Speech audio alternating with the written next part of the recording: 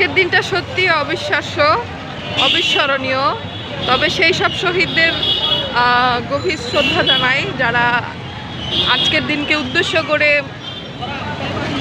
জীবন দিয়ে গেছে। আমাদের প্রথম শহীদ আবু সাইদ, মুগ্ধ, নাম না জানা আরও অনেকে, আমাদের ভাষা শহীদরা যেই লক্ষ্যে প্রাণ দিয়ে গেছে তাদেরকে স্মরণ করে এখনো সেই